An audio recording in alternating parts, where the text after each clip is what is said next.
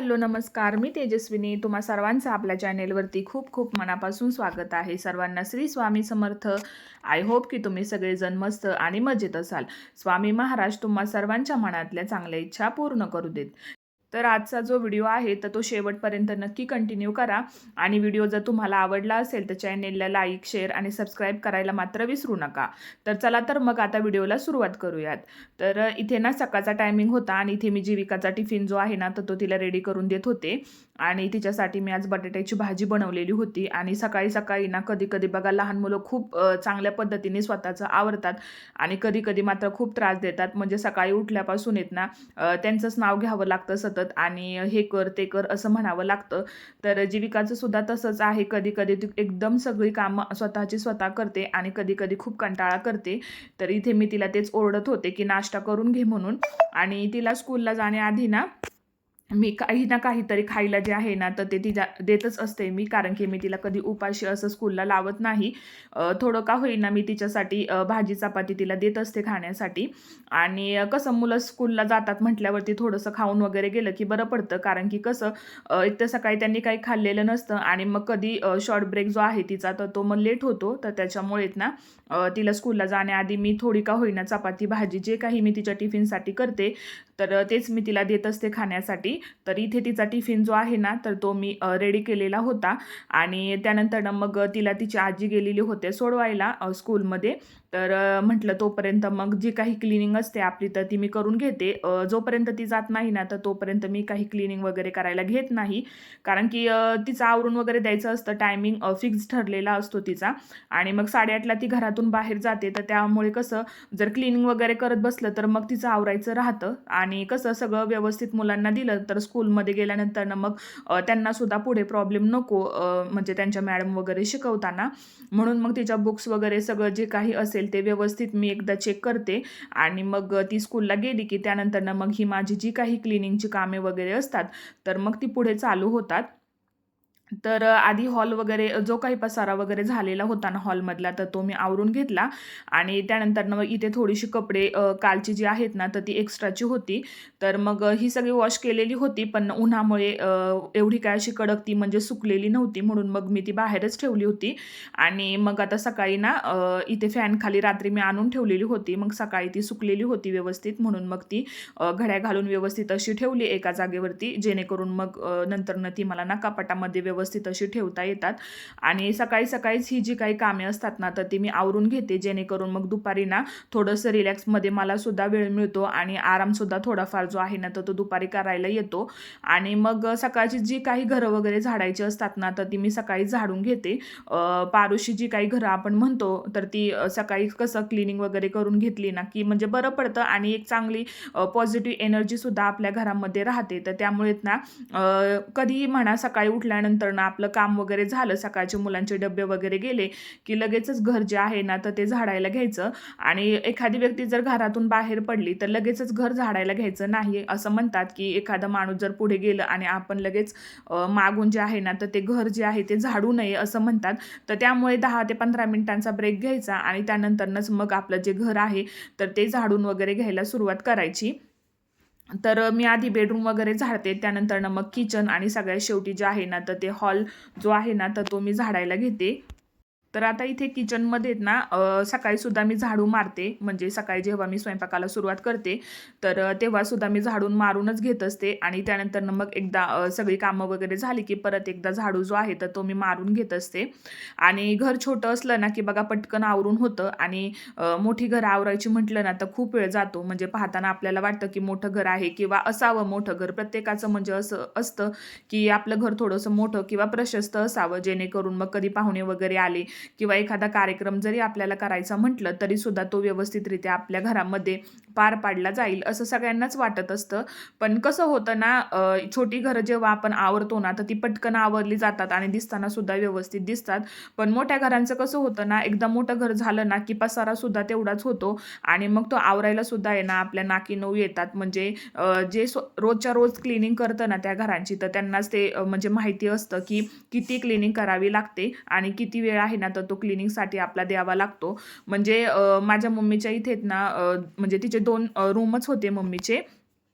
पण ते क्लिनिंग करताना ना अगदी झटपट क्लीन व्हायचे आणि मला सुद्धा ना क्लिनिंग करायची म्हटलं की माझा संडे ठरलेला असायचा. म्हणजे मला जेव्हा कॉलेजला सुट्टी वगैरे असायची तर मग त्यावेळेस मी ना संडेला क्लिनिंग करायचे आणि ती क्लिनिंग जी आहे ना तर ती पटकन म्हणजे आवरते सुद्धा. पण आता कसं झालंय ना की घरं मोठी झाली ना तर क्लिनिंगला ना 1-2 तास जरी दिवसाचे काढून ठेवले ना तरी सुद्धा कमी पडतात. म्हणजे दिवसभर जरी आपण घरातलं आवरायला घेतलं ना तरी सुद्धा दुसऱ्या दिवशी परत आहे तेवढाच पसारा त्या जागी होतो. तर इथे ना मग किचनमध्ये मी जे काही म्हणजे शिल्लक वगैरे राहिलेलं असेल तर ते साईडला काढून ठेवते, जेणेकरून मग सकाळी ना मला भांडी जी आहेत तर ती क्लिनिंग करायला मिळतात. आणि मग सगळं ओटा वगैरे आधी व्यवस्थित करून ठेवते. जेवढा काही स्वयंपाक वगैरे झालेला असेल तर मग तो मी साईडला काढून ठेवते आणि मग जे काही असेल तर ते आपलं सगळं व्यवस्थित असं लावून ठेवते. स्वयंपाकाचं म्हणा किंवा इतर गोष्टी ज्या काही आहेत तर त्या ज्याच्या त्याच्या जागेवर व्यवस्थित अशा ठेवते. मग सगळी भांडी जेवढी काही असतील ना तर ती मी एकदम क्लीन करायला घेते. म्हणजे कसं एकदम सगळी भांडी क्लीन झाली तर ओटासुद्धा आपला रिकामा राहतो आणि सगळी कामं वगैरे व्यवस्थित झाली तर आपल्याला सुद्धा छान वाटतं. म्हणून मग इथे ना मी आधी सगळी भांडी रिकामी केली, जेवढं काही असेल सगळं काढून ठेवलं आणि त्यानंतर ना मग इथे सगळी भांडी बेसिनमध्ये ठेवली आणि मग आता ही जी भांडी आहेत ना तर ती मी धुवून घेते आधी, त्यानंतरच मग घासायला घेते. जेणेकरून मग जर काही बेसिनमध्ये खरकटं वगैरे राहिलेलं असेल किंवा भाजी धुताना काही भाज्यांचे कण वगैरे पडले असतील तर त्यामुळे कसं होतं पाईप जो आहे ना तर तो ब्लॉक होतो. म्हणून मग मी आधी सगळी भांडी वगैरे बाहेर काढते आणि मग जर काही राहिलेलं असेल खाली तर ते एका भांड्यामध्ये ना असं बाजूला काढून ठेवते. म्हणजे कसं एकदा भांडी धुवायला घेतली ना मग ते पाणी जे आहे ना तर ते व्यवस्थित जातं. नाहीतर मग आपण जर तशीच भांडी ठेवून ते जर क्लीन करायला घेतलं ना तर मग ते सारखं असं पाणी जे आहे ना तर ते ब्लॉक होत राहतं आणि मग आपल्याला खूप इरिटेट होतं. तर त्याच्यामुळे मी आधी असं क्लिनिंग करून घेते आणि त्यानंतर मग काय केलं, बेसिन जे आहे तर ते धुवायला घेतलं. तर याच्यासमोर हा जो आरसा आहे ना तर तो सुद्धा व्यवस्थित मी क्लीन करून घेत असते. कारण की इथे ना हँडवॉश वगैरे केल्यानंतर ना थोडंसं पाणी वगैरे इकडं तिकडं पडतं आणि जीविकाला सुद्धा सवय आहे इथे हँडवॉश वगैरे केलं की ती जे हात आहेत ना ते पटकन असे झटकून टाकते. तर त्यामुळे ना या आरशावरती थोडेसे असे पाण्याचे डाग सुद्धा राहतात आणि तिला सांगितलं तरी सुद्धा म्हणजे तिची सवय काही तिची जात नाही. तर त्यामुळे मग हे 1-2 दिवसातून येत ना मला क्लिनिंग करून घ्यावंच लागतं ते सिंक. तर इथे मग गॅसचा ओटा जो आहे तर तो सुद्धा मी क्लीन करायला घेतला. भांडी वगैरे झालेली होती म्हणून मग लगेच म्हटलं हातासरशी ओटा जो आहे तर तो सुद्धा क्लीन करावा आणि सकाळी सकाळी असं काम आवरल्यानंतर न ओटा म्हणजे न विसरता मी क्लीन करत असते, जेणेकरून मग ते दिसताना सुद्धा छान दिसतं आणि आपल्याला सुद्धा आपण जे काम केलेलं आहे तर ते व्यवस्थितरित्या झालं की आपल्याला सुद्धा छान वाटतं आणि फ्रेश सुद्धा फील होतं.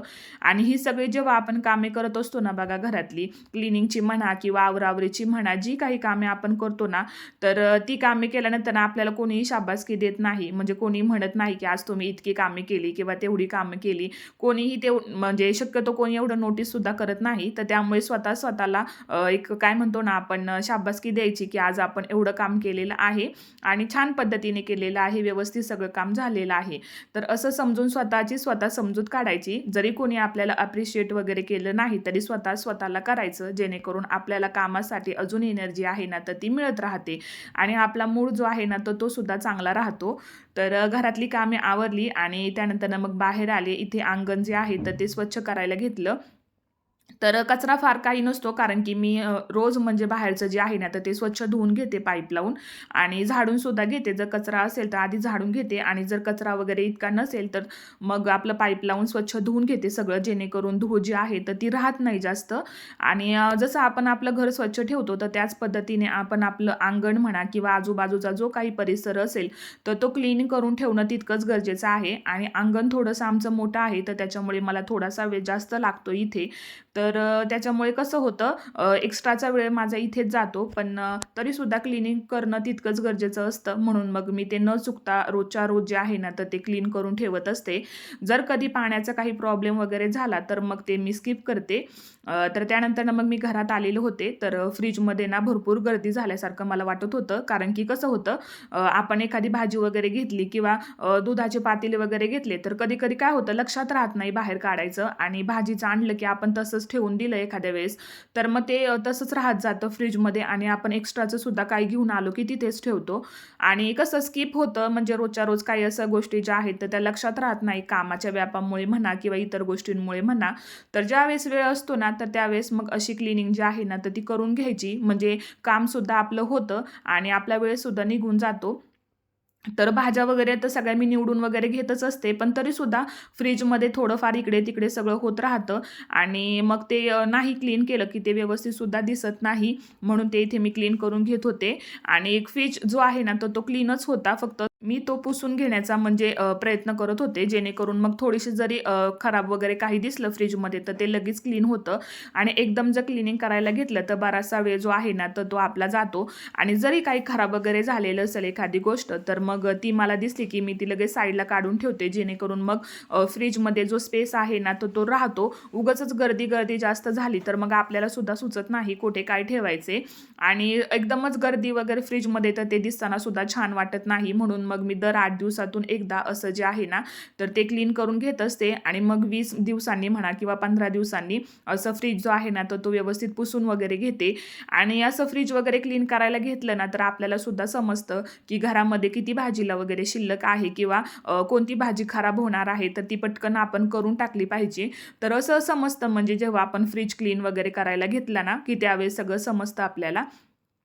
तर आता म्हटलं फ्रीज आतून तर क्लीन केलेलाच आहे तर मग म्हटलं बाहेरून सुद्धा थोडासा जो आहे ना तर तो क्लीन करून घ्यावा. कारण की कसं लहान मुलं घरात असली की हात जे त्यांचे इथे फ्रीजवरती उघडताना लागतात आणि कसं आपलं सुद्धा कधी-कधी बघा किचनमध्ये काम करताना आहेत ना तेलकट वगैरे डाग असले हाताला तर ते सुद्धा फ्रीजला लागतात. तर त्यामुळे ना असं मी पुसून घेतलं आणि फ्रीज पुसल्यानंतर ना मी पहिल्यांदा तो ना ओपन करून पाहते. कारण की मला छान वाटतं असं फ्रीज व्यवस्थित क्लीन वगैरे करून ठेवला आणि त्यानंतर ना मग ते पाहायला. तर इथे ना दुधावरची साय जी आहे ना तर ती माझी साचलेली होती भरपूर. म्हणून मग म्हटलं तूप करून घ्यावं कारण की मग साय जर खराब झाली तर मग तिचा वाससुद्धा येतो आणि बुरशीसुद्धा लागते. म्हणून मग इथे ना थोडीशी जी काही साय एक्स्ट्राची वगैरे होती पातेल्यामध्ये तर ती मी इथे काढून घेतली आणि मग व्यवस्थित मिक्सरमध्ये असं फिरवून घेतलं. जे काही लोणी वगैरे आहे तर ते वरती निघालेलं होतं तर ते मी आता स्वच्छ धुवून घेत आहे आणि तुपाची रेसिपी मी ऑलरेडी शेअर केलेली आहे चॅनेलवरती आपला व्हिडिओसुद्धा आहे. तुम्ही पाहिला नसेल तर एकदा जाऊन नक्की चेक करा आणि घरचं तूप आहे ना दुकानातील तुपापेक्षा ना याची चव खूप चांगली असते आणि यामध्ये कोणतीही भेसळ नसते कारण की हे आपण स्वतः बनवलेलं असतं तर त्यामुळे यामध्ये भेसळ करण्याचा तर काही प्रश्नच येत नाही. आणि फक्त दुधावरची साय 15 ते 20 दिवसांची साठवून ठेवायची आणि त्याचं जे असं लोणी असतं तर ते काढून घ्यायचं. तर आता थंडीचे दिवस आहेत तर तुम्ही फ्रीजमधलं पाणी यूज नाही केलं तरी सुद्धा चालतं कारण की थंडीचं वातावरण असल्यामुळे नळाला सुद्धा बघा आपल्या थंडच पाणी असतं. तर मी सुद्धा आज ना फ्रीजमधलं पाणी जे आहे ना तर ते यूज नव्हतं केलेलं. डायरेक्ट पाणी घेऊन मी ते यूज केलं आणि हे जे लोणी आहे ना तर ते स्वच्छ धुवून घ्यायचं जेणेकरून त्यामधला जो दुधाचा वास असतो तो निघून जाईल. तर आता इथे ना लोणी स्वच्छ धुवून घेतल्यानंतर ना मी एका पातेल्यामध्ये असं कढायला ठेवलेलं आहे आणि गावरान गाईच्या दुधाचं हे जे तूप आहे ना तर ते मी बनवत असते. तर तुम्ही बघू शकता किती छान असं पिवळसर आत्ताच याला कलर आलेला आहे आणि घरचं तूप आहे ना खरंच खायला सुद्धा खूप छान लागतं आणि मुलांसाठी सुद्धा हे खूप हेल्दी असतं. तुम्ही सुद्धा असं घरच्या घरी जे आहे ना तर ते तूप तयार करण्याचा जो आहे ना तर तो प्रयत्न करत जावा कारण की खरंच खूप छान लागतं आणि बाहेरचे प्रोडक्ट वगैरे यूज करण्यापेक्षा तिथे पैसे घालवण्यापेक्षा ना आपण आपल्या मुलांना असं घरातच जे काही असेल तर ते हेल्दी जे असेल तर ते देत जावं खायला जेणेकरून मग त्याचे साईड इफेक्ट होत नाही. तर आता इथे बघा एक डब्बा भरून माझं तूप तयार झालेलं आहे आणि याचा खारसुद्धा तुम्ही बघू शकता अजिबात जास्त निघालेला नाही. अगदी 1 चमचा इतकंच जो खार आहे ना तर तो याचा निघालेला आहे. नाहीतर तुम्ही जर डायरेक्ट तूप करायला घेतलं ना तर त्याचा खूप खार जो आहे ना तर तो तयार होतो आणि इथे बघा आपलं होममेड तूप तयार आहे. किती छान याला कलर आलेला आहे. तुम्ही सुद्धा ना घरच्या घरी एकदा तूप जे आहे ना तर ते नक्कीच ट्राय करा. जेवणं वगैरे आमची आवरलेली होती आणि मग इथे ना मी डाळ जी आहे तर ती उन्हामध्ये ठेवलेली होती. घरातच ठेवलेली होती कारण की खिडकीतून आहे ना खूप छान उन्हाची किरणे जी आहेत तर ती घरात येतात. म्हणून मग मी 2-3 तास ही जी डाळ आहे ना तर ती वाळवली. कारण की याचं मला पीठ तयार करायचं होतं. डाळ थोडीशी अशी उन्हामध्ये तापून दिली ना की त्याचं पीठ छान तयार होतं. आणि घरची गिरणं असली ना तर तिचा एक फायदा असा होतो की आपल्याला जेव्हा कधी म्हणजे काहीही करायचं म्हटलं की लगेच डाळी वगैरे निवडल्या की त्याचं पीठ वगैरे वगैरे तयार करून घेता येतं, कारण की बाहेर जाण्यापेक्षा अशी गिरण आपल्या घरामध्ये असली ना की पटकन आपली कामे आवरतात. तर मला सुद्धा ना गिरणीचा कधी-कधी खूप छान फायदा होतो. तर आता इथे ना मी डाळ टाकून घेतलेली आहे आणि आता गिरणीवरती हे पीठ जे आहे ना, तर ते 5 ते 10 मिनिटातच आपलं तयार होतं. तर आय होप की तुम्हाला आजचा हा जो व्हिडिओ आहे ना, तर तो आवडला असेल. आजचा व्हिडिओ तुम्हाला कसा वाटला कमेंटमध्ये मला नक्की सांगा. आणि आजचा व्हिडिओ जर तुम्हाला आवडला असेल, तर चॅनेलला लाईक, शेअर आणि सबस्क्राईब करायला मात्र विसरू नका. तोपर्यंत सर्वांना श्री स्वामी समर्थ. भेटूयात पुन्हाच अशा एका नवीन व्हिडिओसोबत.